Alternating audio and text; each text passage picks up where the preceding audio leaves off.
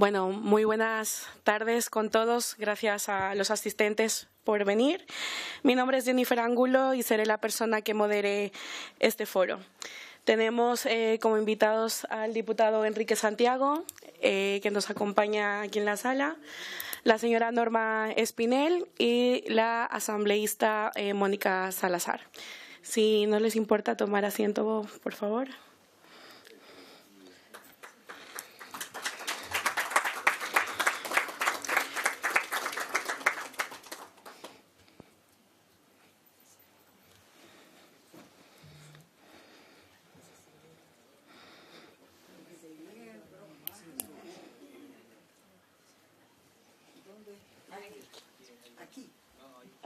¿Sí?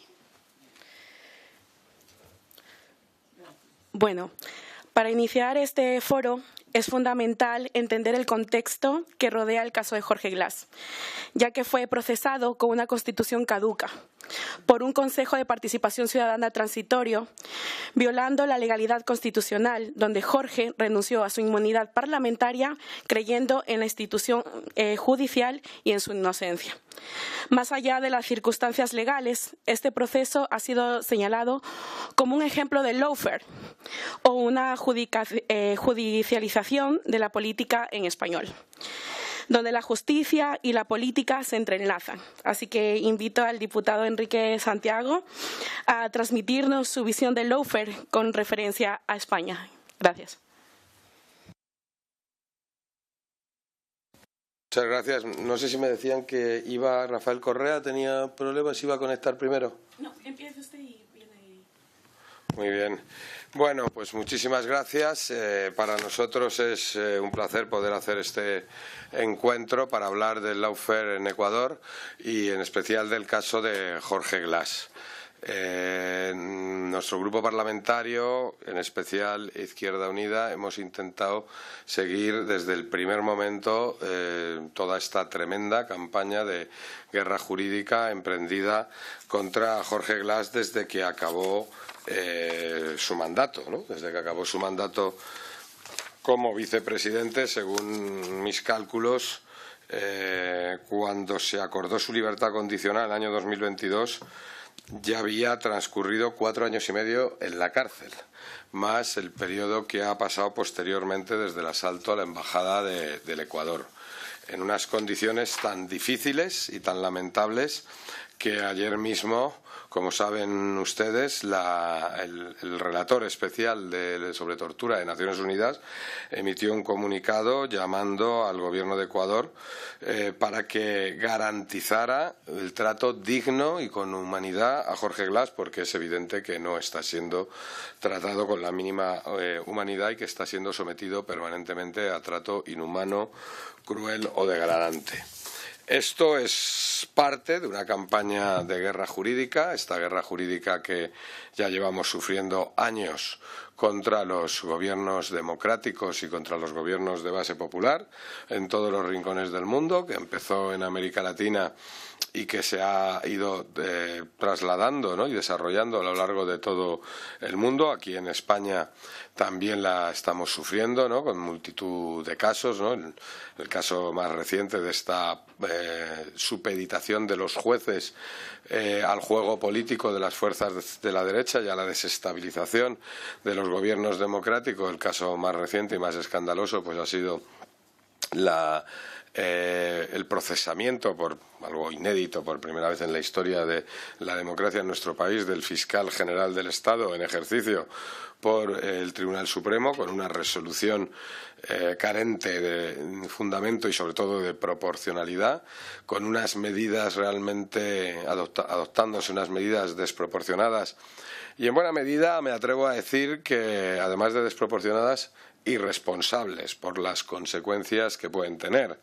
En nuestro país, la utilización de los tribunales para acabar con los adversarios políticos es constante, con los adversarios políticos de la derecha, con las fuerzas progresistas, con las fuerzas democráticas, y una de las tácticas habituales es registrar denuncias o informaciones falsas o descontextualizadas en los tribunales y posteriormente, contraviniendo la ley, filtrarlas a los medios de comunicación y organizar grandes campañas de desprestigio, de afectación al derecho al honor, campañas difundiendo falsedades y mentiras, y además lo que está acreditado es que da igual que esto ocurra, porque los tribunales, que tienen la obligación en primer lugar de preservar la información que procesan, que manejan en los procedimientos, tienen la obligación de garantizar que no se divulgue, que no afecte a los derechos al honor, a la intimidad de las personas que están siendo procesadas. Lo cierto es que cuando estas informaciones se difunden y afectan, o aunque no afectaran, tampoco investigan quién las ha difundido, cómo se han difundido, no exigen responsabilidades a nadie.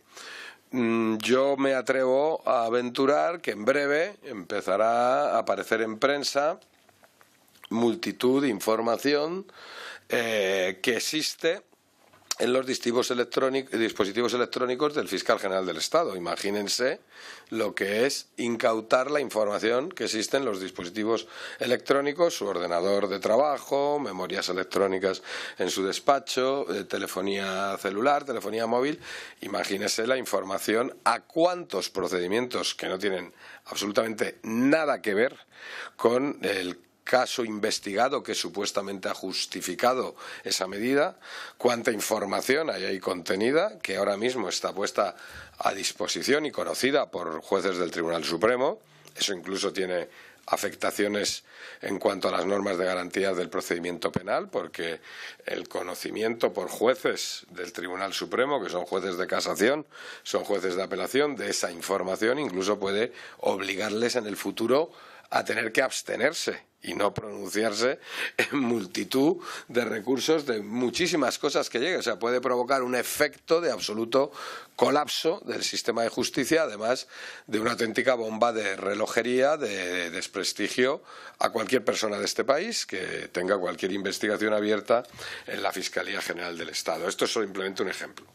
Pero yo quiero incidir en el trabajo que hemos venido haciendo nuestro grupo parlamentario, que nos hemos sentido, la verdad, poco acompañados, el grupo parlamentario de Sumar y en especial el trabajo que hemos venido realizando los diputados y diputadas de Izquierda Unida, denunciando el lawfare padecido por Jorge Glas y la tortura, los malos tratos, las violaciones de derechos humanos que están, la violación de derechos humanos que está constantemente padeciendo, ¿no? El 17 de diciembre del 2023 se produjo el asilo de Jorge Glas en la Embajada de México en Ecuador. El 5 de abril del 24 fue cuando se produjo el asalto, después de que Jorge Glas hubiera solicitado y obtenido asilo diplomático. Ese asalto vulneró la Convención de Caracas del 54 de asilo diplomático y la Convención de Viena del 61 de relaciones diplomáticas. En el asalto todo el mundo pudo ver que golpearon al cónsul y a mucho personal diplomático, a distinto personal diplomático de México. Secuestraron literalmente a Jorge Glas. Este hecho fue condenado por gobiernos como Colombia, Chile, Argentina. La embajada, obviamente México, suspendió las relaciones diplomáticas con Ecuador. Y México obviamente reclamó la puesta en libertad inmediata, ¿no? Nuestro grupo parlamentario lo que hicimos inmediatamente fue interponer una iniciativa aquí en el Congreso de los Diputados solicitando al Gobierno que de inmediato exigiera también, en primer lugar, diera un amparo al gobierno, al Estado mexicano por esta clarísima vulneración de las convenciones diplomáticas que suponía el asalto a la embajada, pero en segundo lugar también que pidiera la libertad de Jorge Glas. Y la verdad es que conseguimos un pronunciamiento del Ministerio de Asuntos Exteriores en ese sentido, ¿no?, condenando los hechos. A continuación, el pasado 15 de mayo, distintos diputados de nuestro grupo parlamentario nos sumamos a un amicus curiae interpuesto ante la Corte Nacional de Justicia del Ecuador en el proceso de acción constitucional de habeas corpus interpuesto por la defensa de Jorge Glas. Esta presentación del amicus curiae había sido inicialmente llevada adelante por diputados y juristas de distintos países. Nosotros nos sumamos también con diputados de nuestro grupo parlamentario. Fue una iniciativa del CLAJUD, del Consejo Latinoamericano de Justicia y Democracia, y como saben, amicus curiae pues es una institución, ¿no?, que permite que un tercero con interés directo en una acción constitucional la interponga defendiendo un derecho, en este caso pidiendo la reposición de la libertad de una persona indebidamente detenida, ¿no? También solicitábamos que se acepte el recurso de apelación que habían presentado la defensa de Jorge Glas contra su detención, una detención ilegal, y se declararan todas las violaciones legales de derechos y constitucionales a las que estaba siendo sometido, y obviamente se adoptarán medidas de reparación. La primera de las medidas de reparación integral, cesar esta vulneración de derechos y garantizar su puesta en libertad inmediata. Para nuestro grupo parlamentario pues es un orgullo, es un honor poder formar parte, junto a otros legisladores y otros defensores de derechos humanos, de esta acción legal, ¿no? El pasado 10 de octubre de este año organizamos también una carta que enviamos al secretario general de las Naciones Unidas, al señor Antonio Guterres, y al alto comisionado para la promoción y la protección de los derechos humanos de las Naciones Unidas, el señor Walter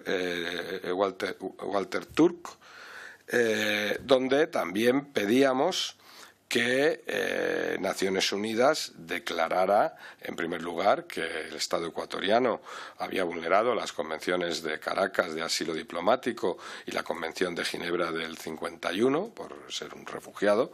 Jorge Glas también había vulnerado la Convención de Viena de Naciones Unidas del 64 de relaciones diplomáticas al asaltar la embajada, y pedíamos además que el secretario general de Naciones Unidas también, igual que el alto comisionado, solicitaran de inmediato la puesta en libertad de Jorge Glas y que cesara, por tanto, esta violación, ¿no?, acogiéndonos, bueno, a denunciar la situación de vulneración de sus derechos fundamentales. El pasado 7 de noviembre enviamos también una carta a la Secretaría General Iberoamericana rechazando la realización de la cumbre iberoamericana en Quito, la cumbre que se está celebrando estos días, rechazando y pidiendo que se cancelara esa cumbre precisamente debido al comportamiento indecente, inaceptable desde el punto de vista de los derechos humanos y del derecho internacional que el gobierno de Noboa estaba teniendo respecto al compañero Jorge Glas, y dejando claro la vulneración de los derechos fundamentales a los que estaba siendo sometido. Desgraciadamente, esta cumbre no se ha suspendido, pero sí se ha conseguido que la presencia de primeros ministros, de presidentes de gobierno, sea absolutamente reducida. Para nosotros realmente es sorprendente la presencia del jefe de Estado español, del rey Felipe VI. Pensamos que con su presencia de alguna forma está avalando los comportamientos del presidente Noboa y la vulneración de derechos fundamentales, y la verdad nos parece que es un comportamiento absolutamente inadecuado e indebido por parte, que muestra muy poca sensibilidad por parte de la jefatura del Estado, máxime cuando esta cumbre está siendo caracterizada por la ausencia de primeros ministros y de altas representaciones de otros estados, ¿no? Se pone otra vez de manifiesto pues esa falta de consonancia entre la actuación de la Casa Real Española en América y la actuación de las fuerzas políticas progresistas, evidentemente, ¿no? Y para nosotros, y con esto ya acabo, pues claro, en este contexto ha sido una satisfacción, como ya he dicho, este pronunciamiento del relator especial de Naciones Unidas contra la tortura, emitido ayer mismo, señalando esta situación de vulneración de los derechos fundamentales de Jorge Glas y su sometimiento a tratos inhumanos, crueles, degradantes, a tortura. Así de claro, quiero decir que esto ya Naciones Unidas se ha pronunciado al respecto, y esperamos que los tribunales ecuatorianos tengan la mínima coherencia para provocar o para realizar pronunciamientos equivalentes que pongan en libertad de inmediato a Jorge Glas. Yo con esto acabo, pero lo que sí que anuncio es que nuestro grupo parlamentario, y en especial Izquierda Unida, vamos a estar muy pendientes permanentemente de la situación de Jorge Glas, como hemos estado desde el primer momento. Creemos que se está convirtiendo en un emblema de todo tipo de violaciones del derecho internacional, del carácter autoritario y de desprecio al derecho internacional del gobierno de Ecuador. Jorge Glas es un rehén del gobierno de Ecuador, es un secuestrado por el gobierno de Ecuador. Desde el primer momento pensamos que no tenía ninguna justificación en los procedimientos judiciales a los que fue sometido y las condenas a las que fue sometido, en ningún momento la tuvieron.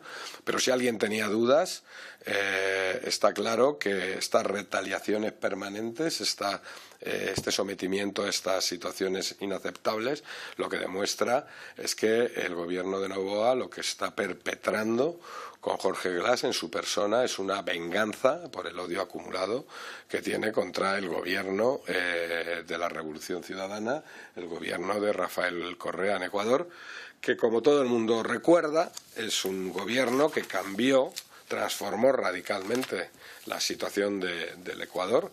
Es uno de los gobiernos probablemente más exitosos en la historia de América Latina y del mundo. Un gobierno que en pocos años operó transformaciones no solo en infraestructuras, en derechos, en todo tipo de garantías en la sociedad ecuatoriana. Cualquiera que conociera el Ecuador anterior a la Revolución Ciudadana y el Ecuador posterior sabe que se dio un salto de gigantes. Y un gobierno, el de Noboa, que ha llevado a Ecuador a ser hoy pues una cueva de narcotraficantes, delincuentes y del crimen organizado internacional. Una situación, Ecuador durante los años de la Revolución Ciudadana era uno de los estados más seguros del mundo y más seguros de América Latina, y por el contrario en pocos años se ha convertido en guarida de organizaciones criminales de todo tipo. Hoy ya, según los propios informes de Europol, los centros principales de exportación de cocaína a Europa no están en Colombia, están en Ecuador y concretamente en el puerto de Guayaquil. La inmensa mayoría de las incautaciones de cocaína que se realizan en Europa, ahora hace apenas 2 semanas se ha realizado la mayor incautación realizada en la historia de la policía europea en Europa de cocaína procedente de América Latina, 13 toneladas en el puerto de Algeciras, procedentes de Ecuador, organizado por empresas, por tapaderas ecuatorianas, y obviamente aquí se ha detenido a un número importante de personas. No tenemos noticias de que en Ecuador se haya detenido absolutamente a nadie. Muchas gracias. Yo aquí concluyo y simplemente recordar que nuestra actitud de vigilancia y de acompañamiento a Jorge Glas, a sus compañeros y compañeras, a su familia, va a ser permanente y que con nosotras pueden contar para todo lo que sea necesario. Muchas gracias.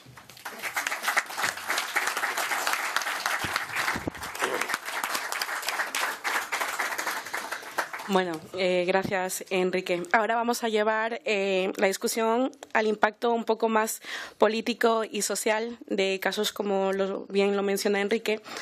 La instrumentalización de la justicia genera consecuencias profundas en la percepción ciudadana y en la legitimidad de las instituciones.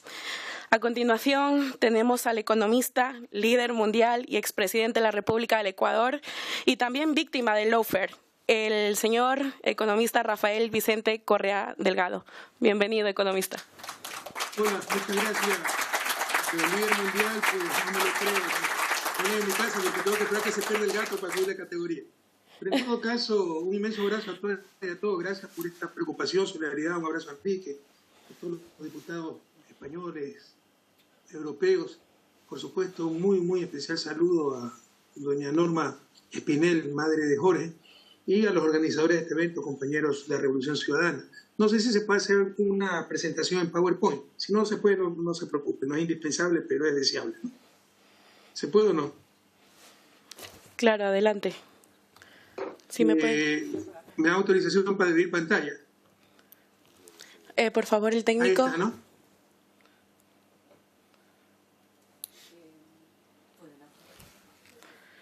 Si nos puedes colaborar con mucho trabajo. Apagando la luz, por favor.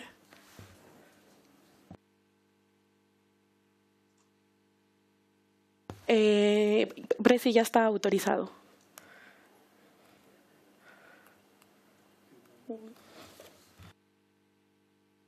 Espérate que se me fue la pantalla. Ya.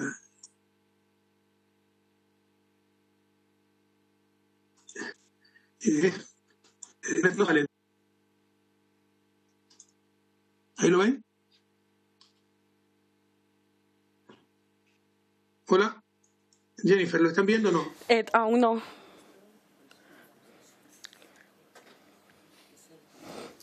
Tenemos al técnico ahí. Tenemos al técnico intentando solventar Sí, pero probablemente soy yo, el técnico no puede hacer nada si yo no lo veo. ¿El técnico puede ayudar o no? Puede colaborarnos, sí. Sí, pero repito, la gente está esperando, no sé el técnico que diga cómo se hace para poner pantalla.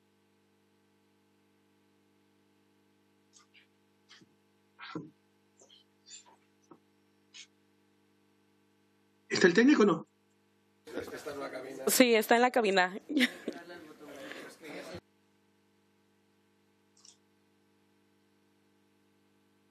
Tiene que darle al botón verde. Ok, share, aquí está ya. ¿Ahí lo pueden ver o no?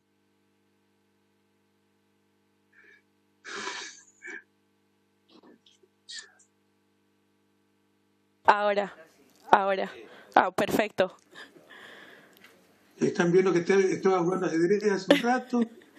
Acá está el PowerPoint. Ahí lo ven, ¿no? Okay. Eso es, correcto. Ya. Ya creo que, perdonen la molestia, y creo que esto, hola, que me descuenten los 2 minutos, porque vieron que tengo que hablar 15 minutos, pero prerrogativa de expresidente puedo hablar un poco más.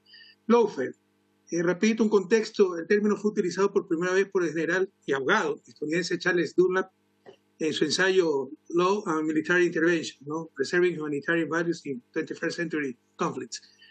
Pero era un lawfare para el uso de la ley como un medio de guerra, era básicamente para bloquear, sobre todo en el Medio Oriente, terroristas, dirigentes hostiles o que consideraba hostiles a Estados Unidos. Pero poco a poco se dieron cuenta que era una buena idea también para bloquear opositores políticos de una manera muy sutil sin necesidad de invasiones, como acostumbraban, ¿no? Entonces, pronto esto se traspasó al plano político, ¿no? Y en el plano político, ¿qué es el lawfare? Es la judicialización de la política, consistente en el abuso del derecho y la destrucción del derecho. Han ido demasiado lejos, no es solo abuso, es destrucción. Y el uso de la difamación, normalmente en nombre de la lucha anticorrupción, porque siempre, para todo esto siempre hay títulos muy bonitos, ellos son los luchadores anticorrupción, ¿no? Y atropellan derechos humanos, miren todo lo que han hecho ahora en porque son los luchadores anticorrupción. Pinochet dio el golpe de Estado en nombre de Chile Libertario, se imaginan ustedes, ¿no? Esto es un mensaje a los jóvenes, no crean en etiquetas, miren la realidad críticamente, reflexivamente. ¿Para qué? Para destruir moral, política, económica y judicialmente a los adversarios políticos. En otras palabras, para lograr, por medio de la trampa, y esto es muy importante en América Latina, que estamos acostumbrados a la trampa, no escandaliza la trampa, lo que no se logra en las urnas, no nos logran vencer en las urnas, nos tratan de vencer con la trampa. Se aplica especialmente, pero no exclusivamente a dirigentes progresistas que han ejercido el poder, porque cuando tú ejerces el poder, algo va a pasar, y de ahí se agarran para generar toda una narrativa. No exclusivamente, principalmente. Por ejemplo, yo creo que a Alan García le aplicaron el lawfare cuando hay conflictos entre la derecha, y miren cómo acabó Alan García, pero sistemáticamente se ha aplicado contra dirigentes progresistas latinoamericanos. Tiene 2 ejes fundamentales para funcionar, sin esto no funciona el lawfare. El eje mediático, que es el encargado de lograr no solo consenso, sino, como dice Chomsky, consentimiento, que hace que la gente más canalla, más noble, aplaude la peor canallada. Cuando sentenciaron a Jorge Glass la primera vez, un hombre absolutamente honesto, patriota, que cambió la historia del país, ¿no? Puso en el 5º lugar en seguridad energética mundial, que Jorge era el primero en toda América Latina, le ganaba a Europa, excepto a Dinamarca y a Reino Unido, le ganaba a toda Asia. Hoy tenemos corte de luz de 14 horas. ¿no? Y el hombre que nos puso en esa posición está en una cárcel de alta seguridad enterrado en vida. ¿no? Cuando lo condenan, la gente pitaba, celebraba la condena a Jorge Glass. O sea, hace que hasta la gente más noble aplaude la peor canallada, logran consenso y luego consentimiento con la mentira, la manipulación, y por supuesto se encuentra el eje judicial también, con fiscales cooptados, preparados en Estados Unidos, que se reportan a la embajada. Hoy se saben muchos chats que existía con un periodista corrupto que fue asesinado el año pasado cuando era candidato presidencial. Se han revelado los chats, ahí se ve cómo, él fue el que anunció el caso Soborno, porque me condenan a mí, ahí se ve cómo los preparaba con la fiscal y cómo se reportaban con la embajada de Estados Unidos. Hay otros chats de inteligencia que también nos han hecho llegar, donde vemos cómo se preparó el caso Soborno contra nosotros. Fue una preparación de los servicios de inteligencia, se lo pasaban a este periodista, lo publicaba y actuaba la fiscal, pero todo en contubernio con la embajada de Estados Unidos, un embajador que se llamaba Michael Fitzpatrick. Y es una estrategia regional. Y ustedes en América Latina no encuentran coincidencias. Las dictaduras de los 70 en Uruguay, Argentina, Chile, no fueron coincidencias, fue el Plan Cóndor. Cuando existe persecución judicial contra Cristina Fernández de Kirchner, Lula da Silva, Fernando Lugo, Evo Morales, Rafael Correa, no es coincidencia. Es una estrategia regional permitida, sino impulsada, yo creo que lo segundo, por los Estados Unidos. En esta estrategia de lawfare se empieza primero con alguna acusación de mucho impacto y poco sustento. Odebrecht financió campaña electoral, dijeron que Odebrecht me había hecho presidente, y luego se dieron cuenta que hablaban del final de 2014 y mi última elección fue de 2013, y ahí cambiaron, ahí fueron sobornos, ¿no? Luego viene un bombardeo mediático que aniquila el apoyo que puede tener la víctima escogida, no hay cómo defenderse, ¿no? Todos los días, en todos los medios, culpable, cualquier tontería se dice, y finalmente el ser culpable o inocente será un detalle irrelevante para jueces presionados política y mediáticamente o abiertamente corruptos. Aquí también hay corrupción. El juez que nos condenó a nosotros, en el caso de Soborno, ahora está candidato presidencial. Por supuesto tiene menos del 1% de intención de voto, pero vive insultándonos. Y ese era el juez que estaba en el tribunal contra nosotros. ¿Qué imparcialidad podíamos tener, ¿no? Y jueces presionados política y mediáticamente o abiertamente corruptos que ya no buscan condenar por razones, sino razones para condenar. O sea, ya está decidido condenar, buscar cómo lo hacemos de mejor manera. Porque la sentencia condenatoria ya fue establecida por los medios y la opinión pública, que entre comillas, este es parte de un problema mayor, ¿no? Y mundial, no solo latinoamericano, pero mucho más grave en Latinoamérica, que la influencia mediática ha hecho que nuestras democracias sean mediatizadas, ya no importa lo que se vota en elecciones, los programas, es lo que debe decir la prensa, y han reemplazado el Estado de Derecho por el Estado de Opinión. Ya no importan las leyes, no importan los derechos humanos, importa la opinión impuesta por los medios de comunicación hegemónicos. Y el lawfare no solo destruye vidas, el daño que le han hecho a Jorge Glass, el mayor mártir de la Revolución Ciudadana, sus hijos, su madre, vidas, personas, no se imaginan cuánta gente, es que son miles de casos, no son, los casos más relevantes son los que estamos viendo aquí, los penales, pero hasta el último funcionario lo persiguieron con contraloría, juicios administrativos, civiles, la gente tuvo que vender sus casas, su carro para poder pagar abogados, no encontraban trabajo. La persecución ha sido brutal, sin parangón en la historia contemporánea del Ecuador, y ha sido la peor persecución de toda América Latina. Pero como Ecuador es un país marginal, no se conoce mucho aquello. No solo destruye vidas y personas, ¿no? Lo cual ya es gravísimo, sino que nos roba la propia democracia, entendamos. Cuando a mí me condenan y me impiden regresar horas antes de inscribirme como candidato a las elecciones del 2021, con lo cual hicieron presidente a Guillermo Lasso, porque todos saben que si yo regresaba al país, el resultado electoral hubiese sido diferente, ¿no? No me robaron solamente el prestigio, la reputación, mi tranquilidad y casi la libertad a mí. Le robaron la opción de elegir al pueblo ecuatoriano. Yo soy de lejos el político todavía, después de 8 años que me han venido insultando todos los días, discurso único, de lejos, con mayor apoyo popular, mayor credibilidad. Nuestro partido político de lejos es de mayor apoyo y no nos permiten participar. Se están robando la propia democracia. Así hicieron presidente Bolsonaro, cuando metieron preso a Lula, ¿no? No solo le robaron la libertad a Lula, le robaron la democracia al propio Brasil. Y temporalmente cambian la historia. El país está destrozado, ¿no? Pero de ser los campeones en energía eléctrica, exportábamos a Colombia y Perú, ahora tenemos apagones de 14 horas, de ser el segundo país más seguro de la región, ahora somos los quintos más violentos del planeta, y el ingreso per cápita está en el nivel del año 2011, la migración volvió a ser un problema masivo, o sea, extremadamente grave la situación del país. Destrozaron todo. Caso de Brecht, rapidito para recordar, no quiero concretarme en los casos, me dijeron esto, Carles Lofe, pero hay que poner ejemplos. Por ejemplo, este caso, ¿no? La única prueba contra Glass fue el testimonio de un corrupto confeso, José Conceição Santos, que fue representante de Brecht en Ecuador. Corrupto confeso. Pero agárrense de la silla. ¿Cómo se llama el caso de Brecht? ¿Cuál es la empresa corrupta y correctora? Odebrecht. ¿Quién era el corrupto confeso? Odebrecht. El Estado ecuatoriano ni siquiera en juicio de Odebrecht, ¿no? Hubo un pacto secreto que acusa a Glass para sin pruebas, con el testimonio de un corrupto, meterlo preso y robarle la vicepresidencia, porque en ese momento Jorge era vicepresidente, y ni siquiera los acusamos, quedan totalmente en impunidad. Odebrecht actuó en 12 países de América Latina, de Estados Unidos, incluso de África. El único país donde no se acusa a Odebrecht, por el caso de Odebrecht, por el caso de corrupción de Odebrecht a nivel mundial, es Ecuador. O sea, es escandaloso. Ya ese caso se anuló en Brasil por sus claras manipulaciones, sesgos políticos, etc. Ya la sentencia de anulación está comunicada al sistema de justicia ecuatoriano, pero no se ha hecho absolutamente nada porque no existe Estado de Derecho en Ecuador. Hay donde recurrir, ¿no? Para que vean las contradicciones. Nos dicen que Odebrecht no sobornó, nunca ha habido soborno, nunca ha habido nada, ¿no? Pero este del puerto de Manta, que se licitó el 22 de agosto del 2014, lo ganó Odebrecht.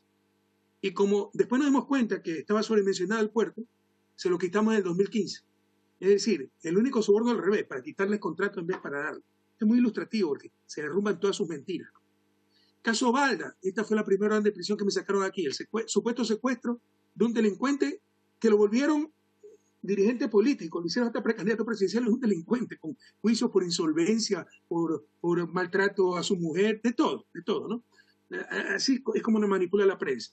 2 meses después del supuesto, estaba condenado y había ido a Colombia, 2 meses después del supuesto intento de secuestro, lo deportan. ¿Para qué lo vamos a secuestrar entonces? Porque además la deportación es un proceso que toma meses, ya había empezado el proceso, ¿no? Pero se agarraron de esto para que un policía, al cual ni conozco, me acuse que yo le había ordenado, nunca he hablado con él, me acuse que yo había hablado de que había ordenado el secuestro. Este es Santiago Cuesta, Enrique lo conoce muy bien porque siempre es tan solidario, sirvió de abogado a nuestro jefe de inteligencia que estaba refugiado en España y finalmente fue extraditado por este caso. Este era un consejero presidencial, Santiago Cuesta, que fue a hablar con Enrique, a decirle que si Pablo Romero, mi ex jefe de inteligencia, me involucra en el caso, hasta trabajo le da. Pablo Romero se negó y lo sepultaron 3 años, lo metieron preso. Lastimosamente con la colaboración del gobierno español con el extradito. Escuchemos lo que dice, ni siquiera se toma la molestia de negar lo que se hizo.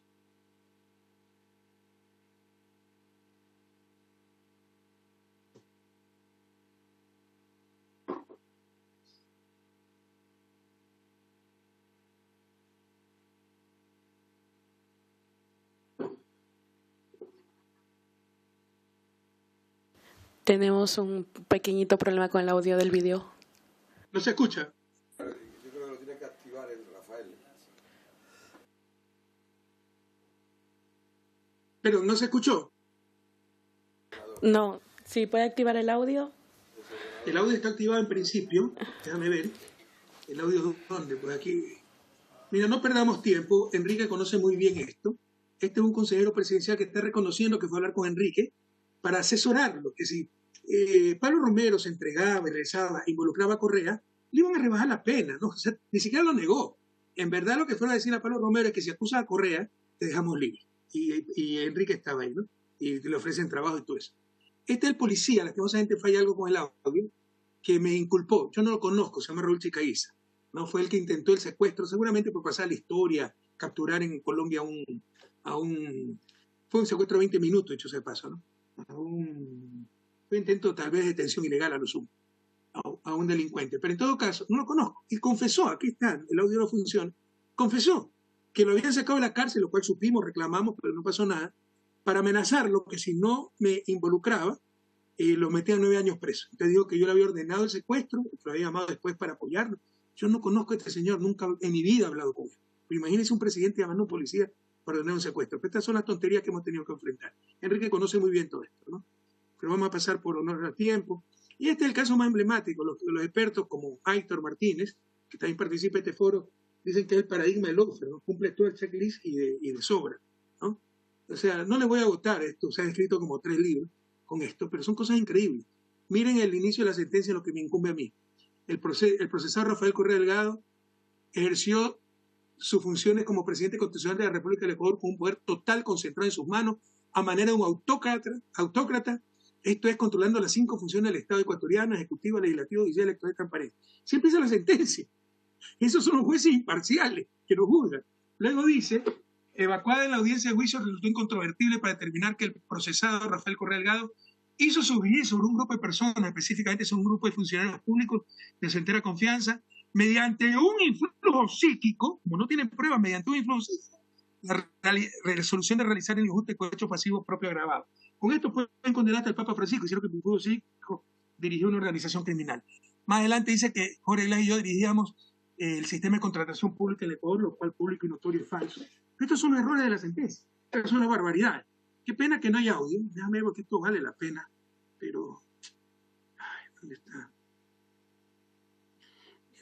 Acá tampoco se va a escuchar el audio, ¿no? Está cargando. ¿Se escucha? No.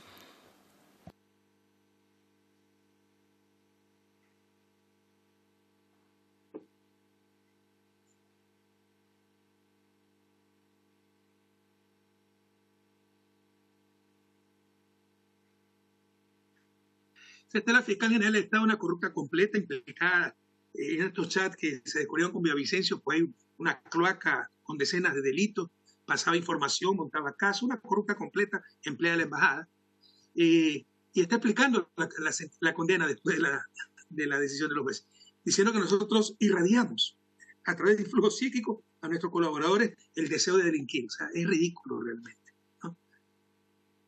Bueno, aquí están las pruebas, $6.000 que presté de un fondo que teníamos, dijeron que eran sobornos.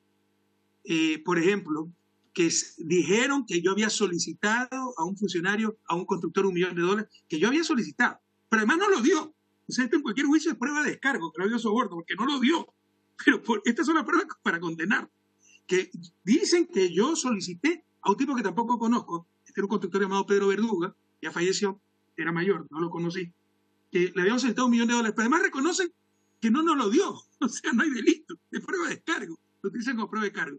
Y por supuesto, pues, bueno, eso que los códigos que se utilizaban, porque a la funcionaria que estuvo involucrada en esto también nos llevaba un fondo en la presidencia, de la cual me prestaron $6.000, por eso dicen, recibí $6.000 de sobornos, que yo autorizaba esos gastos, que la computadora para el hijo del conserje, que es un buen alumno, que la ayuda para la vida del soldado que se le quemó la casa, etcétera, ¿no? Entonces, dicen, ahí están las iniciales de Rafael Correa, sí, en un fondo que teníamos en la presidencia. Bueno, esta es otra parte de la sentencia, las pruebas, depósitos de $6.000 que utilizábamos para festines, ¿no?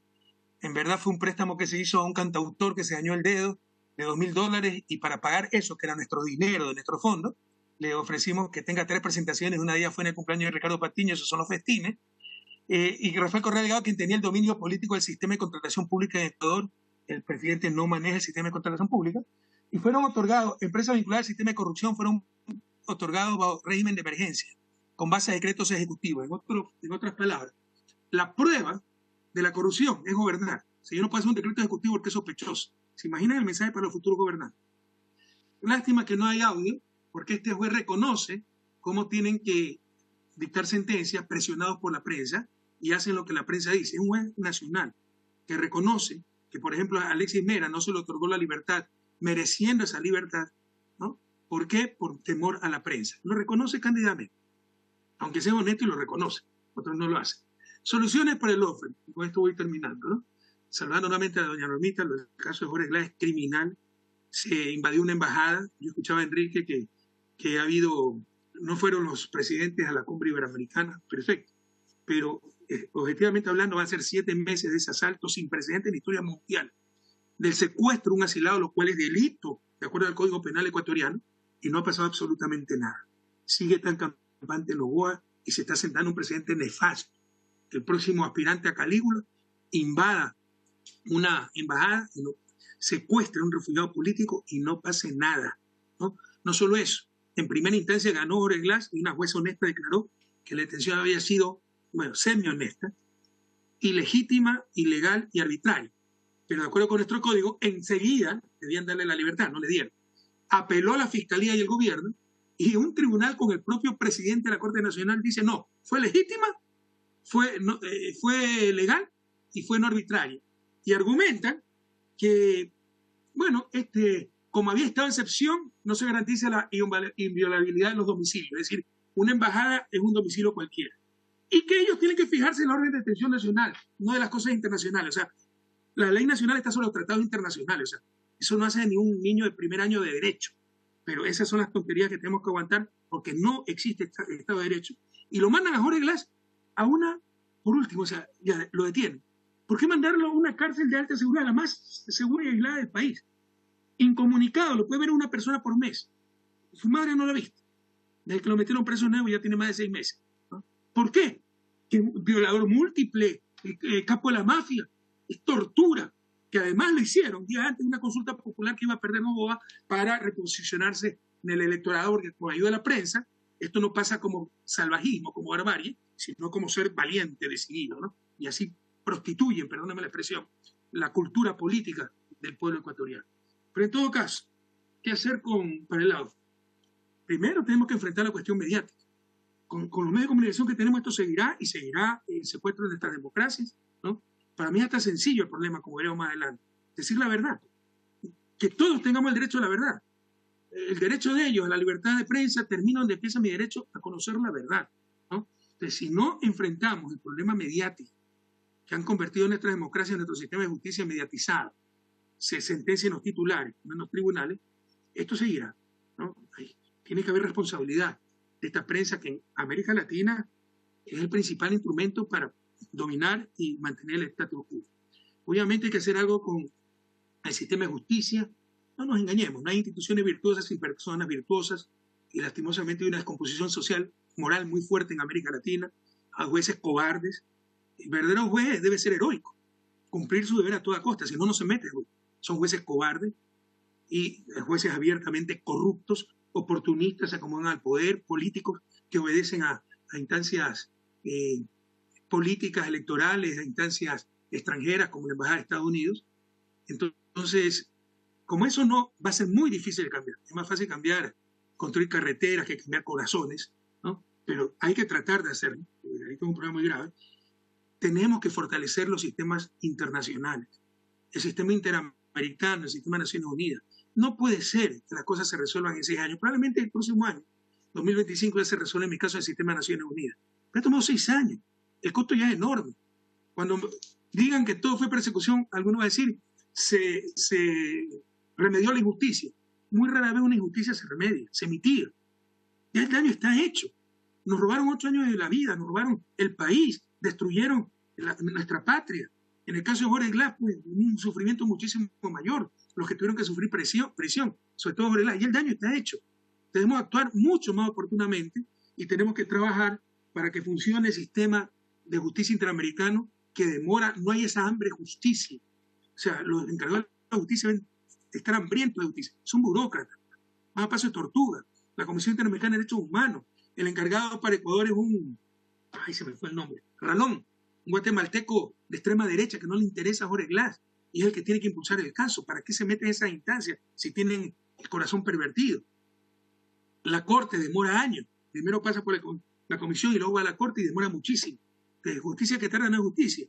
El caso de Naciones Unidas es más rápido, pero le renunciaron 5 personas y no había quien lo reemplace y separaron todos los procesos.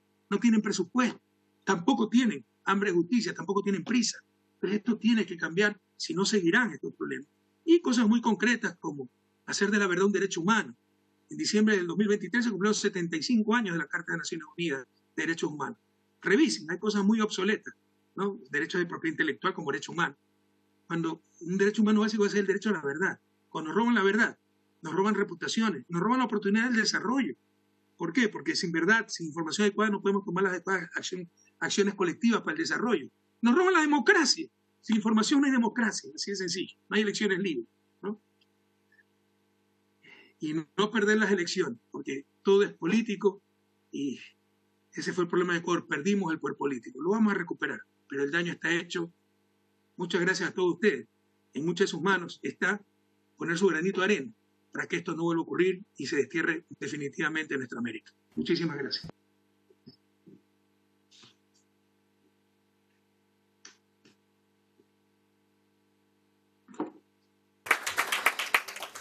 Gracias, Rafael, por su intervención.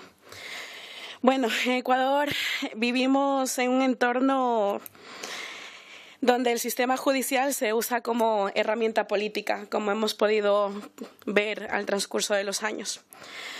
Y bueno, para ello vamos a dar paso a uno de los abogados representantes de la defensa de Jorge Glas, que nos dará un enfoque un poquito más técnico sobre la violación de los derechos civiles y políticos en el uso del lawfare. Así que aquí tenemos la intervención del abogado Aitor Martínez. Por favor, si me pueden colaborar con el vídeo.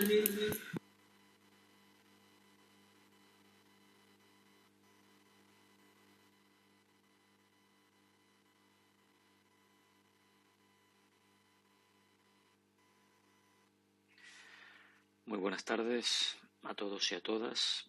En primer lugar, disculparme por no poder participar en forma presencial en este evento. De hecho, tampoco puedo participar en forma online porque me encuentro...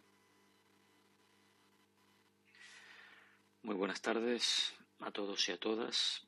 En primer lugar, disculparme por no poder participar en forma presencial en este evento. De hecho, tampoco puedo participar en forma online porque me encuentro en este momento en un vuelo, pero no quería perder la oportunidad de participar porque considero que es necesario darle toda la visibilidad posible al caso del lawfare que sufre el ex vicepresidente Jorge Glas. En mi vida profesional he podido participar en múltiples y diferentes casos de lawfare, casos evidentes de lawfare, como la destitución del expresidente Fernando Lugo en Paraguay en el año 2012, o el caso relativo a Evo Morales, o por ejemplo la persecución política sufrida por el fundador de Wikileaks, Julian Assange. Pero creo que puedo afirmar que el caso al que está sometido el ex vicepresidente Jorge Glas representa uno de los casos de lawfare más inhumanos que he podido ver. Es decir, se trata de una persecución sistemática concatenada a través de múltiples y recurrentes causas judiciales sin sustento probatorio alguno, que han conllevado su ingreso, su larguísimo ingreso en prisión en unas condiciones realmente inhumanas. Pero la campaña o dinámica de lawfare que ha sufrido Ecuador en estos años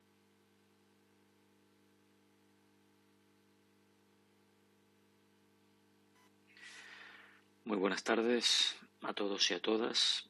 En primer lugar, disculparme por no poder de participar porque considero que, por ejemplo, la persecución política sufrida por el fundador de Wikileaks, Julian Assange.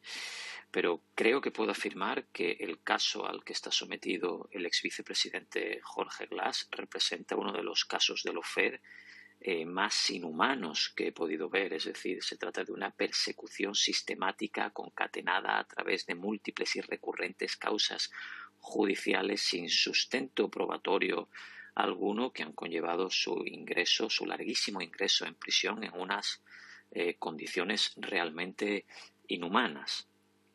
Pero la campaña o dinámica de lawfare que ha sufrido Ecuador en estos años no se podría entender sin la reestructuración judicial y fiscal que se hizo en el país en el año 2018, cuando el presidente Lenín Moreno estableció el Consejo de Participación Ciudadana y Control Social transitorio, que removió múltiples cargos que habían sido nombrados de acuerdo a criterios de mérito y capacidad, y estableció nuevos cargos absolutamente controlados por parte del Poder Ejecutivo sin atender a criterios objetivos para su nombramiento.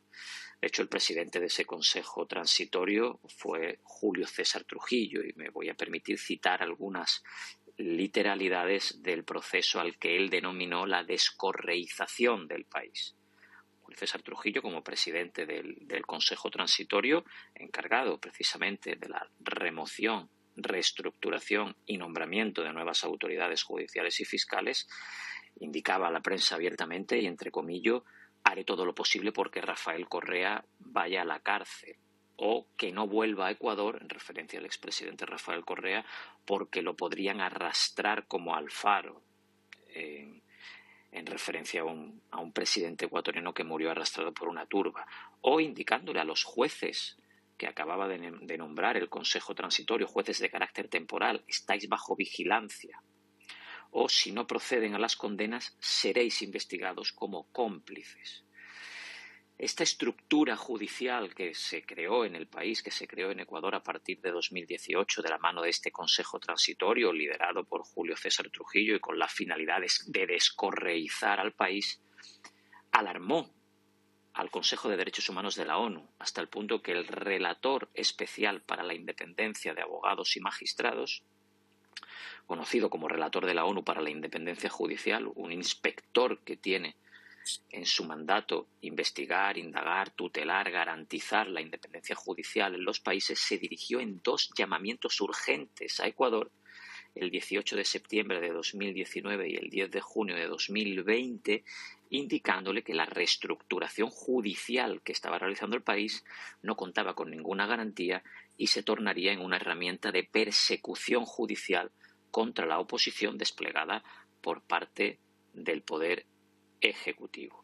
Y es en ese contexto en el que comienzan todas las causas persecutorias contra la Revolución Ciudadana, el principal movimiento político del país, encabezado por el expresidente Rafael Correa y donde se marca también el exvicepresidente Jorge Glas.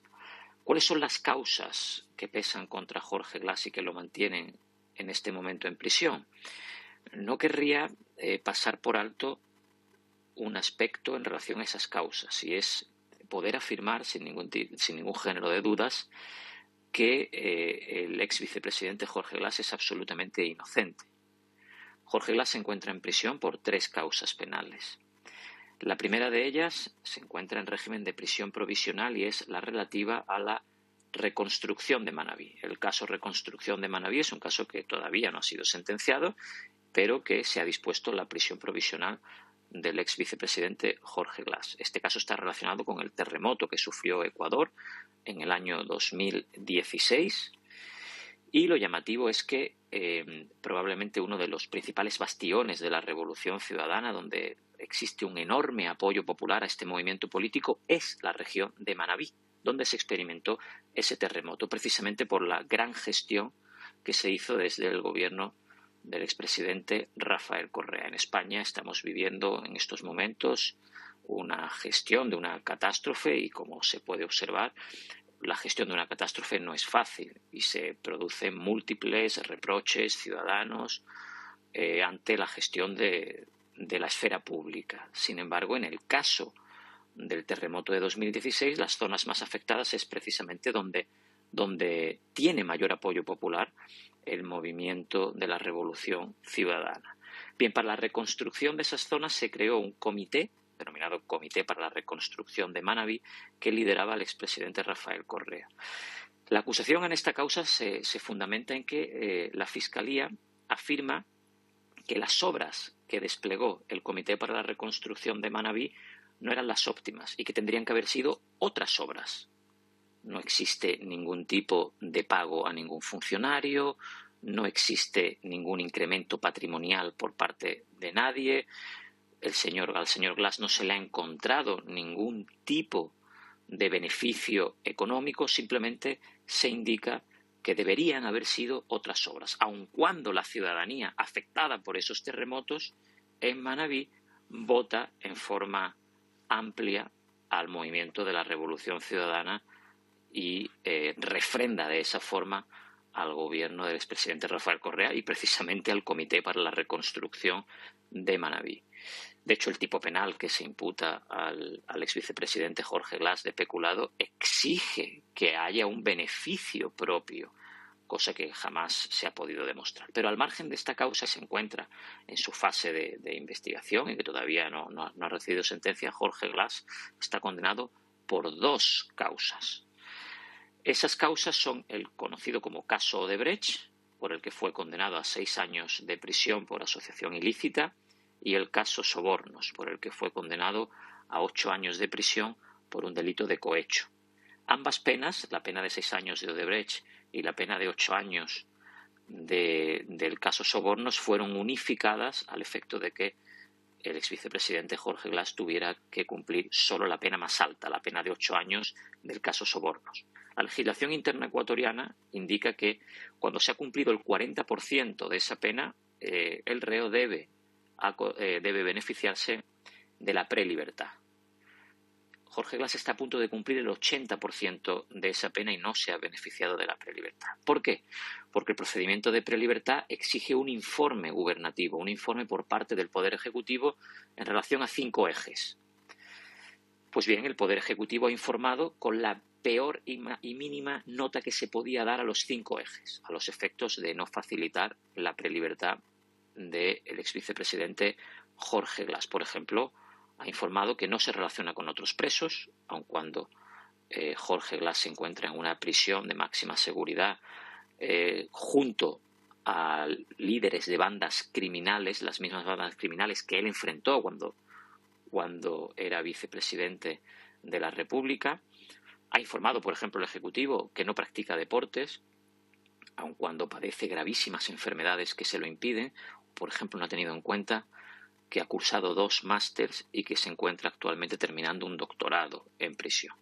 Por lo tanto, ha sido el Poder Ejecutivo quien ha impedido que Jorge Glas se beneficie de la prelibertad. Pero al margen de estos detalles, me gustaría identificar en qué se basaron las condenas del caso Odebrecht y en qué se basaron las condenas del caso Sobornos. El caso Odebrecht fue condenado Jorge Glas por pruebas remitidas desde Brasil. Por ejemplo, las conocidas como delaciones premiadas, que eran acuerdos alcanzados por la Fiscalía brasileña con los acusados para que redujeran sustancialmente sus penas a cambio de una declaración acordada. Estoy seguro que todos recuerdan que muchas de esas pruebas fueron anuladas. Basta recordar, por ejemplo, cómo el juez Moro interactuaba con el fiscal Dallagnol para acordar las pruebas y las medidas contra el presidente Lula da Silva.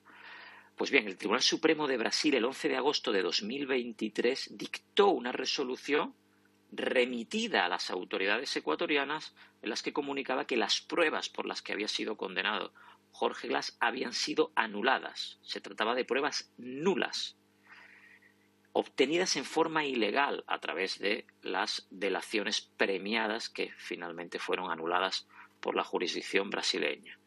Pues bien, a día de hoy, la fiscal general del Estado en Ecuador, Diana Salazar, se niega a dar trámite a esa resolución del Tribunal Supremo de Brasil y anular las condenas de Jorge Glas relativas al caso Odebrecht, anular ese acervo probatorio que ya ha sido declarado nulo en la jurisdicción donde se obtuvieron, en Brasil.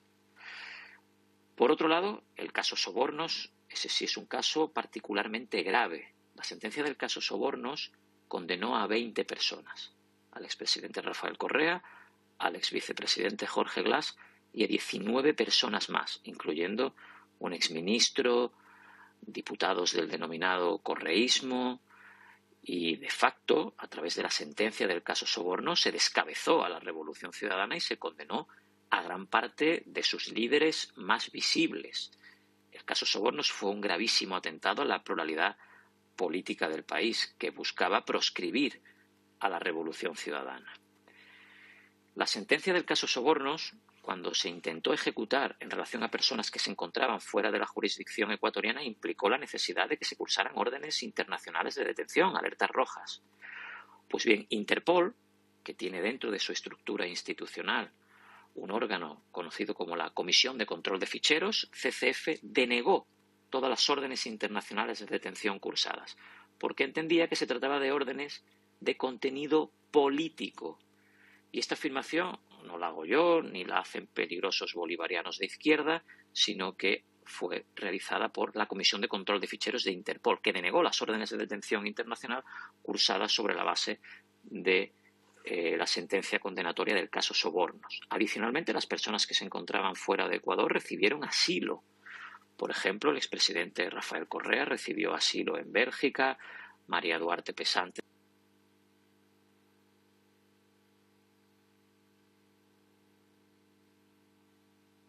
en Venezuela, Rafael Córdoba en Canadá, Vinicio Alvarado, Viviana Bonilla o Walter Solís en México. Es decir, las personas que fueron condenadas por el caso Sobornos y se encontraban fuera de Ecuador han recibido protección internacional en terceras jurisdicciones. Y me gustaría destacar que, por ejemplo, si atendemos a los indicadores más relevantes relacionados con la fiabilidad del Estado de Derecho, como por ejemplo el World Justice Project, Canadá, uno de los países que ha otorgado asilo a estas personas, es el Estado de Derecho número 12 del mundo. Bélgica es el Estado de Derecho número 16. Y en ese mismo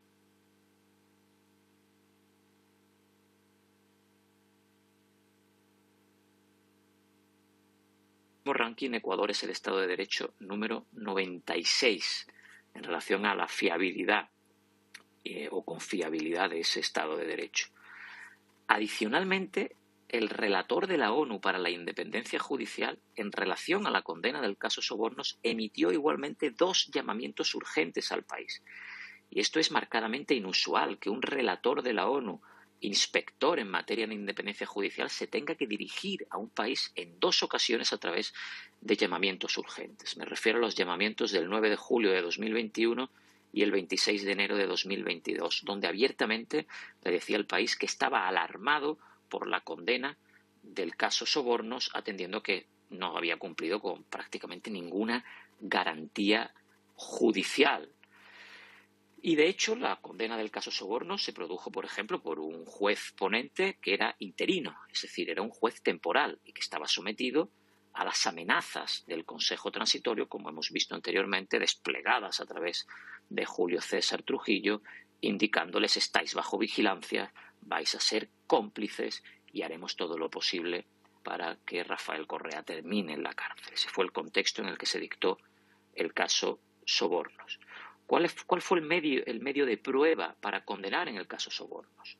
En el caso Sobornos se fueron detenidas 2 asesoras de la anterior administración del expresidente Rafael Correa, Laura Terán y Pamela Martínez.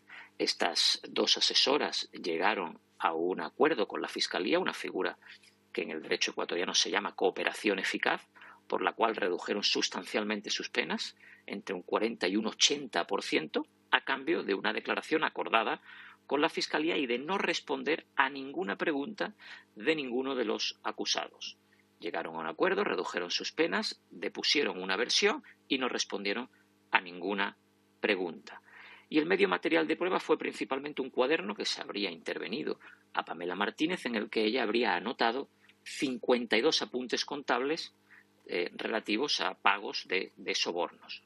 Sin embargo, la empresa que había producido ese cuaderno, un cuaderno de Hello Kitty, de los dibujitos animados de Hello Kitty, informó que ese cuaderno no existía en la fecha en la que dijo Pamela Martínez. Ni siquiera se había comercializado, no se había producido ese cuaderno hasta años después. Y ante esa evidencia empírica de que el cuaderno se habría fabricado, Pamela Martínez decidió cambiar su versión y aseverar ahora que efectivamente el cuaderno se había escrito en 2018 en un impulso, digo literalmente, lo que ella afirmó, en un impulso en un vuelo entre Guayaquil y Quito, recordando con todo lujo 52 anotaciones contables, incluyendo centavos. Bien, si ustedes leen la sentencia del caso Sobornos, son casi 500 páginas en las que no hay prácticamente ni una evidencia material de la comisión de un hecho delictivo. Sin embargo, se condena al expresidente Rafael Correa y al exvicepresidente Jorge Glas sobre la base de un solo párrafo. Un párrafo en el que se asevera expresamente en esa sentencia que Jorge Glas y Rafael Correa irradiaron un influjo psíquico a sus funcionarios para que cometieran hechos delictivos. Rafael Correa y Jorge Glas son las 2 únicas personas en la historia que han sido condenadas por la figura del influjo psíquico, que no registra precedente en el derecho penal de ningún país. Es decir, no existe la descripción en esa sentencia de una conducta delictiva material de ninguno de ellos. Simplemente se afirma que irradiaron un influjo psíquico hacia funcionarios para la comisión de hechos delictivos. Evidentemente, sobre la base de esta sentencia se denegaron todas las órdenes internacionales de detención y conllevó el llamamiento expreso del relator de la ONU para la independencia judicial a Ecuador, indicándole que esa sentencia no era más que un instrumento de persecución política contra los líderes de la Revolución Ciudadana. De hecho, a través de esa sentencia se consiguió la inhabilitación del expresidente Rafael Correa, impidiéndole que se pudiera presentar a cualquier figura de vicepresidente, por ejemplo, en las siguientes elecciones. Y sobre la base de toda esta estructura de persecución que ha sufrido toda la Revolución Ciudadana y que en concreto ha sufrido Jorge Glas, que había sido disfrazada de resoluciones asépticas de resoluciones judiciales en lucha contra la corrupción, para ganar legitimidad a esas acciones persecutorias, lo que ocurrió la noche del 5 al 6 de abril de 2024 es que esa persecución contra Jorge Glas se quitó esa máscara y ya ejecutó un acto absolutamente atroz y violento, como fue el asalto a la Embajada de México en Ecuador para secuestrar a Jorge Glas dentro de la jurisdicción mexicana. Jorge Glas había recibido un habeas corpus, había ingresado en la Embajada de México en Ecuador, había solicitado asilo diplomático y México había estudiado por 3 meses su solicitud de asilo diplomático y decidió concederle el estatus de asilado. Y la noche del 5 al 6 de abril de este 2024, fuerzas especiales ecuatorianos asaltaron la misión diplomática mexicana, agrediendo a los agentes diplomáticos mexicanos, dando golpes y palizas a Jorge Glas y sacándolo secuestrado de la misión diplomática de México. Se trata de un hecho que no registra precedentes. Por ejemplo, es una clara y radical vulneración de la inviolabilidad de las misiones diplomáticas. Este es un principio sacrosanto de las relaciones internacionales. Pertenece al derecho consuetudinario que deviene del medievo y que fue positivizado en la Convención de Viena sobre las relaciones diplomáticas de 1961. Por poner un ejemplo, durante la política expansionista de Hitler en la Segunda Guerra Mundial, cuando se invadía a países, se respetaba en gran medida la inviolabilidad de las misiones diplomáticas, para que nos hagamos una idea de hasta qué punto se trata de una norma imperativa de derecho internacional.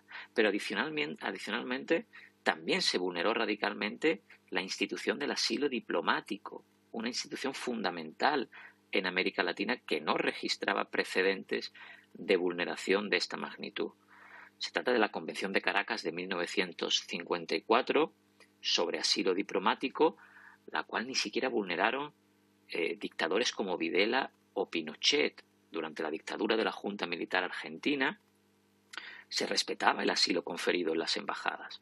O, por ejemplo, en la Chile de Pinochet, mientras se asesinaba en el Estadio de Santiago de Chile, Pinochet respetaba los asilos conferidos en embajadas a través de la Convención de Caracas de 1954 y otorgaba salvoconductos a las personas que habían sido beneficiadas con ese asilo. No registra precedente en la historia de Latinoamérica una medida de estas características.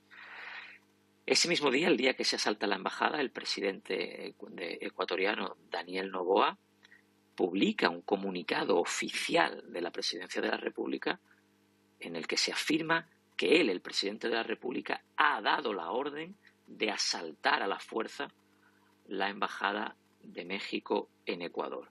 Y para justificar esa orden, en ese propio comunicado presidencial afirma que Ecuador se encuentra en un conflicto armado interno, es decir, vinculó el asalto a la embajada de un país soberano a la existencia de un conflicto armado interno en Ecuador.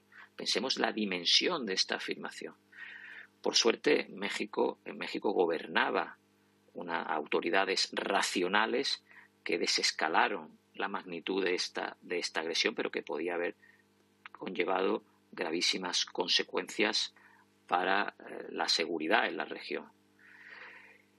Ante esta situación, México demandó a Ecuador ante la Corte Internacional de Justicia por la vulneración de la inviolabilidad de su misión diplomática y eventualmente también por la vulneración de la Convención sobre Asilo Diplomático de 1954. La única defensa que ha esgrimido Ecuador ante la Corte Internacional de Justicia es que el artículo 3 de la Convención de Caracas de 1954 afirma que no se puede conferir asilo por delitos comunes.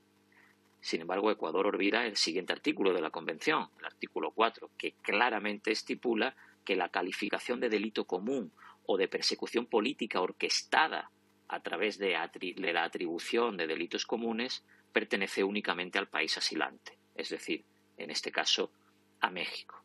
Y ese artículo 4 es lógico, ya que de lo contrario cualquier asilo vencería simplemente con la mera atribución de la comisión de delitos comunes. De hecho, si pensamos en los casos de persecución política más relevantes en la historia, veremos que siempre, en todo caso, se atribuyeron la comisión de delitos comunes. Por ejemplo, Nelson Mandela fue condenado por terrorismo, Julian Assange, quien ha sido reconocido recientemente como un prisionero político por parte de la Asamblea de Estados Partes del Consejo de Europa, se le imputaron también delitos comunes de espionaje o de intromisión informática. Por lo tanto, solo México tenía competencia, de acuerdo al artículo 4, para dirimir si se estaba ante una persecución política orquestada a través de delitos comunes. Y México, después de una ardua y detallada evaluación de 3 meses del caso de Jorge Glass, decidió conceder el asilo diplomático y era obligación de Ecuador facilitar su salida hacia México a través del salvoconducto que indica la Convención de Caracas de 1954. ¿Qué ocurrió posteriormente? Jorge Glass fue ingresado en la prisión de máxima seguridad de La Roca, en Guayaquil, interpuso un habeas corpus en un momento en el que había una gran presión mediática en relación a este asunto, sobre todo por la virulencia de las imágenes que se habían visto en la comunidad internacional, con unas fuerzas especiales asaltando y golpeando agentes diplomáticos de otro país, y el órgano judicial ante el que se interpuso ese habeas corpus, aun cuando Jorge Glass no tuvo acceso a su defensa, no se respetaron los plazos establecidos, pero por la presión internacional que existía en ese momento, el órgano judicial ecuatoriano resolvió que la detención había sido ilegal y que por lo tanto había devenido en arbitraria.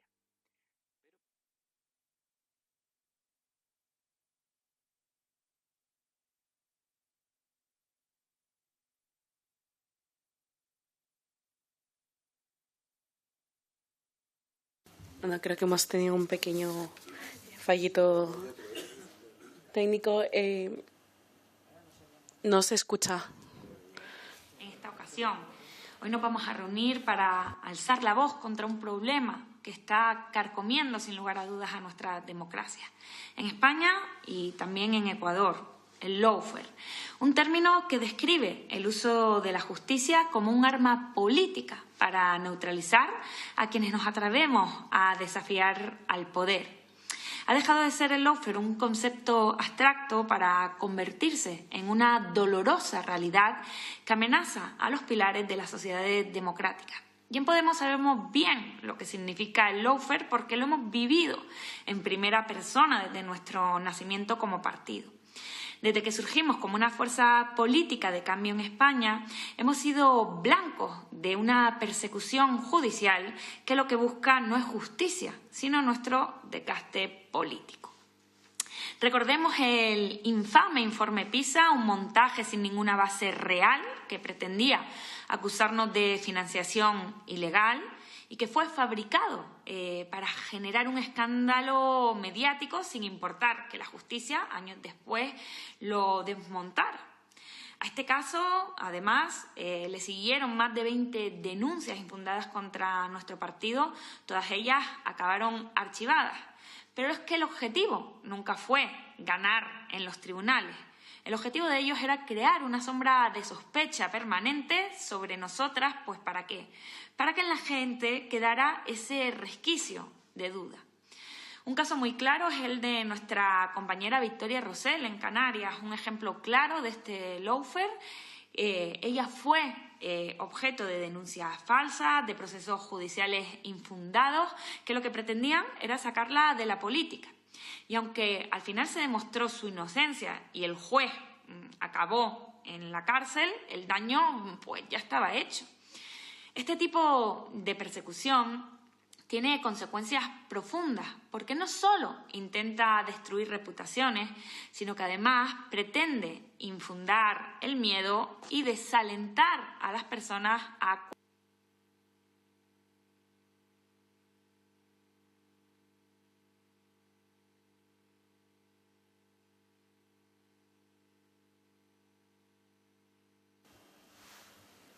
cuestionar el poder y luchar contra este tipo de estrategias perversas.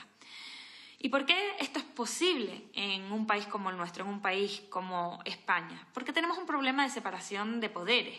El Consejo General del Poder Judicial, que es el órgano que nombra jueces y magistrados, se elige a través de acuerdos entre partidos políticos. el último hace unos meses entre el Partido Socialista y el Partido Popular, y esto compromete su independencia.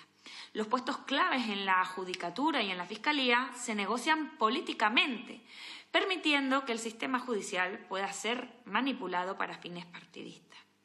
Así es como el lawfare se ha convertido en una estrategia para atacar a quienes representamos una amenaza para su status quo. Pero no solo tenemos este problema en España. Hoy en Ecuador vemos en su faceta más brutal esta misma estrategia. El reciente asalto a la embajada mexicana en Quito, ordenado por Daniel Noboa para encarcelar a Jorge Gras, representa un atentado contra los derechos de asilo diplomático y una violación de los derechos humanos. Jorge Glas, quien debería estar protegido bajo el asilo que México le ofreció, se encuentra a día de hoy en una prisión de alta seguridad, La Roca, donde sus derechos están siendo vulnerados día sí y día también. Sabemos que está en un estado de salud delicado, pero se le han denegado todos los protocolos médicos y visitas hasta finales de octubre. Desde Podemos lo que exigimos es la liberación inmediata de Jorge Glas y que el Gobierno de Ecuador garantice su integridad física, su vida y todos sus derechos. Nos sumamos al llamamiento del Gobierno mexicano, que ha solicitado a través de la Embajada de Suiza un salvoconducto para que se respete su condición de exiliado diplomático. Nosotras desde Podemos hemos actuado enviando cartas al ministro de Exteriores de España y también a la presidenta de la Comisión Europea. Además, hemos registrado mociones en el Parlamento para exigir una respuesta firme de nuestro gobierno, del gobierno español. No podemos permanecer calladas ante esta injusticia. Por eso hacemos un llamamiento a la comunidad internacional, a los gobiernos de América Latina y también al Gobierno de España para que se pronuncien con firmeza y que no hagan como hasta ahora y miren hacia otro lado. La vida y la libertad de Jorge Glas están en juego y su caso representa una advertencia para todas nosotras. Si permitimos que el lawfare avance y no oponemos resistencia, lo siguiente que perderemos será nuestra capacidad de decidir nuestro futuro sin miedo. Compañeros y compañeras, esta situación nos obliga a recordar que el lawfare no solo persigue a personas individuales como a Jorge, sino es una estrategia que busca destruir proyectos colectivos de transformación social y política. No permitiremos que esta estrategia de persecución destruya lo que hemos construido con tanto esfuerzo en los últimos años. La lucha, sin lugar a dudas, no termina aquí. Continuaremos alzando la voz para que Jorge Glas y todos aquellos que, como él, están siendo víctimas de esta estrategia perversa puedan obtener justicia. Y no vamos a ceder ni un solo paso en la defensa de nuestros derechos. Así que seguiremos adelante por la lucha de la democracia, de la justicia y la dignidad de los pueblos. Muchísimas gracias y un abrazo muy fuerte para todos y todas.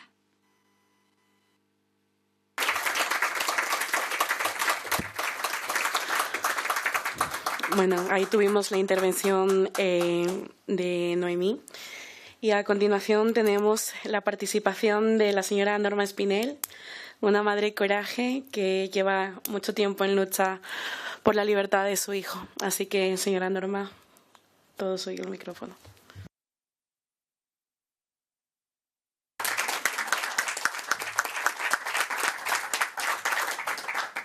Primeramente, doy gracias a Dios, como en otras ocasiones, por tener la oportunidad, a Dios y a nuestra Madre Santísima, de poder estar con ustedes, no tengo palabras, pero sí tengo corazón y gratitud para todo lo que estoy viviendo durante estos 7 años.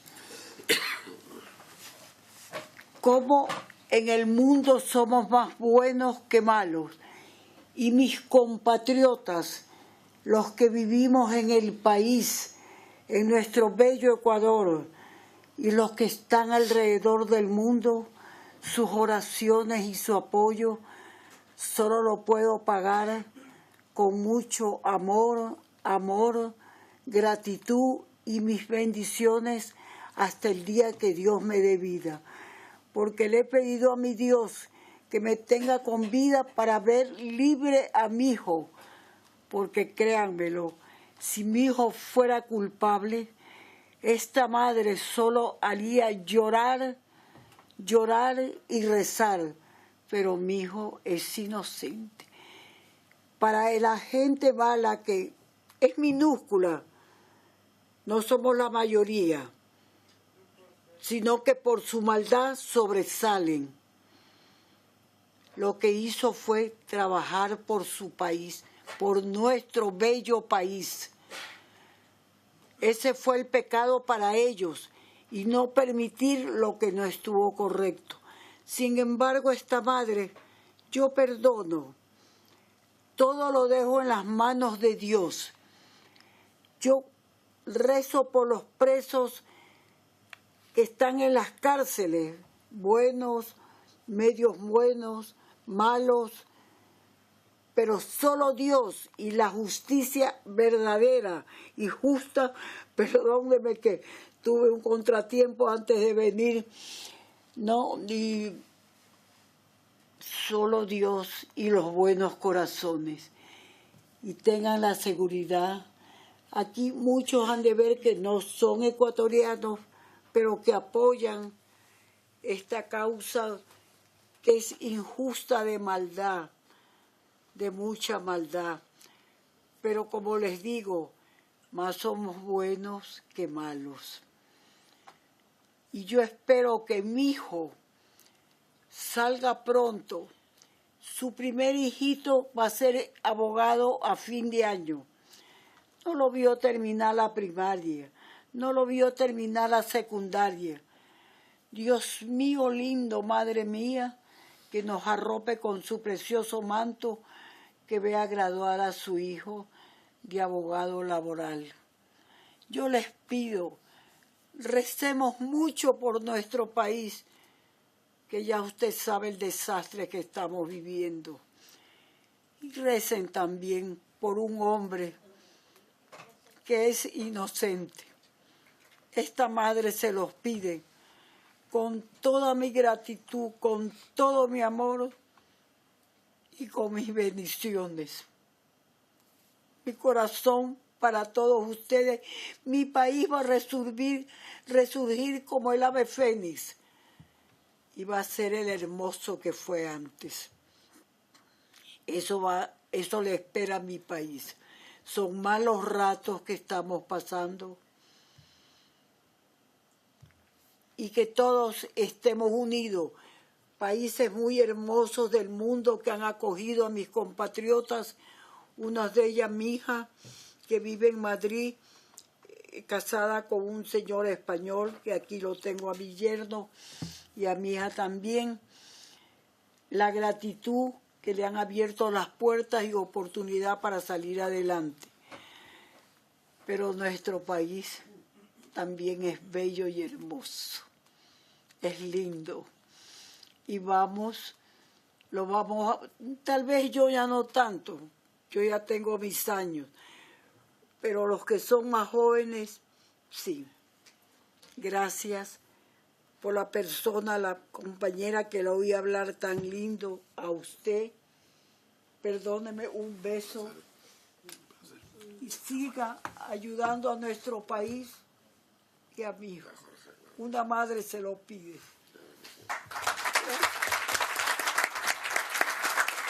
Yo tengo mucha fe. Mi hijo va a salir. Él tuvo oportunidad de ver las 3 veces ver huido. El ciudadano alemán por sangre. Pero él dijo, no mamá, personas que yo los saco del país. Ciudadano alemán. Mi suegro fue alemán. Pero él dice, no mamá, el legado que le dejo a mis hijos Es mi frente limpia y mi honradez. Y nunca me voy a arrepentir de no haberme entregado. En medio de mi dolor, una madre se siente orgullosa de su hijo. En medio de mi dolor. Que usted sabe que poco o nadie lo hace. Gracias por todo. Mi corazón, tengan la seguridad que mi corazón, mi gratitud y mis bendiciones para todos mis compatriotas, les repito, y perdone la redundancia, los que vivimos en el país y los que están alrededor del mundo. Esto va a acabar, porque hay un Dios, sus tiempos son preciosos, y una madre que nos cobija con su manto. Gracias por todo. Mi corazón y mi amor para ustedes.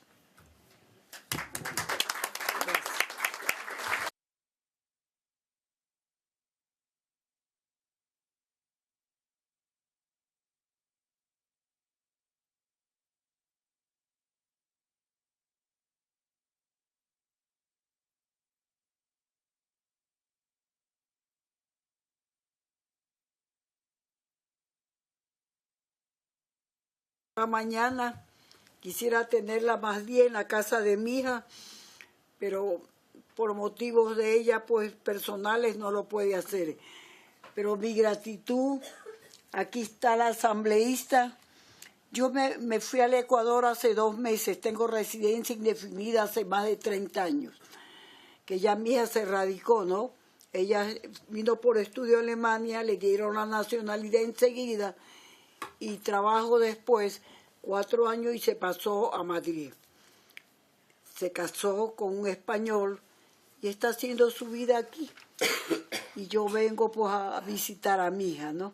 Tengo residencia indefinida.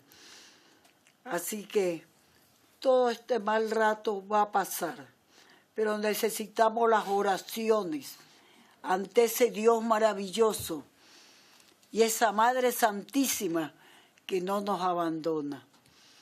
Una vez más, mi amor, mi gratitud y mis bendiciones hasta que yo viva. Gracias por todo. Gracias por su intervención, doña Norma. Seguiremos en la lucha. Esta vez vine gracias a su invitación. Yo me había ido hace 2 meses. Ella es asambleísta de la provincia de Los Ríos. Gracias. Bueno, para finalizar este foro, tenemos a la exalcaldesa de Baba, actual asambleísta por su provincia, Los Ríos, pero ante todo y ante este foro, una ecuatoriana más que lucha por los derechos humanos. Así que, con todos ustedes, Mónica Salazar.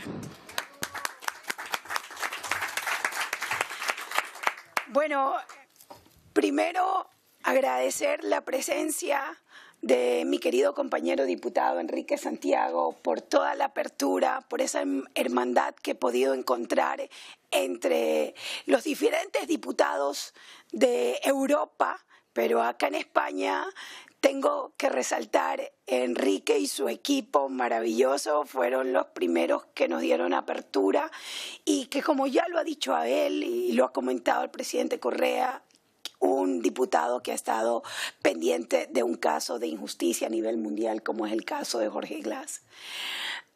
Doña Normita Espinel, su fuerza, su coraje, su entereza, lo que nos hace es darnos lección de vida a todas las mujeres que estamos aquí, cómo no emocionarnos con sus palabras, con su mensaje, con su experiencia de vida muy dolorosa, pero aún de aquellos sacafuerzas. Y le he visto recorrer varios países de Europa hablando por su hijo, alzando su voz de protesta porque sabe de su inocencia. A las organizaciones sociales que han sido parte fundamental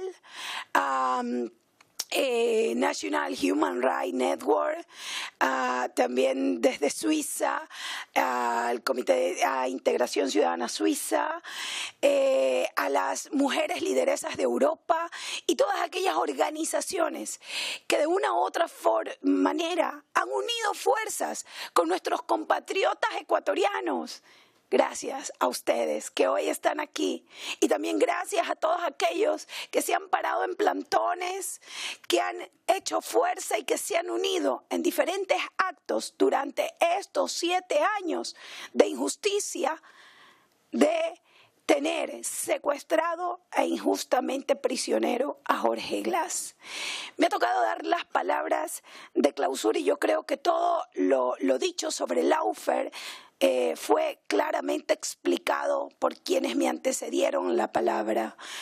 Es lamentable ver y darse cuenta que nuestros enemigos políticos, y me sumo como una mujer política, no me presenté, pero soy Mónica Salazar de la provincia de Los Ríos, orgullosamente montuvia, y que desde joven, desde adolescente prácticamente he luchado por los derechos de los montubios, que son derechos que lamentablemente han sido una materia alta y una tarea grande de hacer, porque como pueblos teníamos una cierta marginación e invisibilización de parte del Estado. No fue hasta el gobierno de Rafael Correa y de la Revolución Ciudadana que en la Constitución del 2008 se nos reconoce por primera vez como pueblos, cuando en ese momento éramos el grupo étnico, el pueblo más grande con mayor número de población del Ecuador. En tal caso, eso ha formado mi carácter, mi lucha desde joven, y ¿por qué no estar ahora al frente de la lucha de los derechos humanos? Aquí no estoy como asambleísta en sí, desde mi cargo de asambleísta. Para estar aquí he pedido a la Asamblea Nacional que permiso con cargo a mis vacaciones, es decir, que me descuente desde mi sueldo, porque no pretendo desde mi postura como asambleísta hacer acciones de las luchas por los derechos humanos, aunque en mi rol de asambleísta como fiscalizadora sí puedo actuar respetuosa a la manera de pensar de muchos. He decidido aceptar estas invitaciones fuera del cargo de la Asamblea Nacional. Eso es muy importante porque la persecución política, por eso decía, somos víctimas todos, la persecución política se ha activado para varios políticos que se han atrevido a disentir con el gobierno nacional. En 26 años que tengo en política, desde la primera vez muy jovencita de 19 años que fui concejal, es la primera vez a mis 46 años que estoy viviendo una violencia política, o que estoy viendo y viviendo una violencia política extremadamente extrema, extremadamente grande. Quiero agradecer a todos, pedirles no desmayar, porque son las voces desde la sociedad civil, son las voces de los actores políticos, son las voces de las víctimas, como una madre que no tiene a su hijo y sabe que lo tienen secuestrado. Son las voces de ustedes las que hacen importante esta lucha. Quiero agradecerles y pedirles que no desmayen y que actos como este foro, se sigan replicando. Mil gracias a todos y vamos a seguir luchando y alzando nuestra voz. Gracias a Enrique, a Noemí y a todos los actores políticos también, desde el otro lado del mundo, que nos permiten replicar nuestras voces y poder decirle al mundo todo lo que estamos viviendo en materia de violación de derechos humanos en nuestro país. Una vez más, gracias, que Dios nos bendiga y que estas acciones no se terminen, que nuestras voces no se apaguen hasta que veamos a Jorge Glass libre y hasta que veamos un Ecuador libre de persecución política y de utilizar a la justicia como medio para proscribir a tus enemigos políticos. Si quieren ganar las elecciones, hagan obras, más obras que sus enemigos políticos y van a ver cómo arrasan en las urnas. Muchísimas gracias, queridos hermanos y compañeros.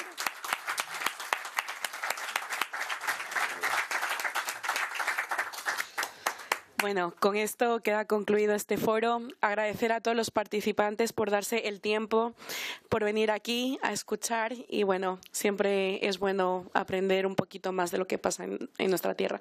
Gracias, Enrique, por hacer esto posible. Bueno, veo a Fran también ahí, así que gracias por asistir y gracias a todo el equipo y al técnico también. Muchísimas gracias. Gracias a todos, compas.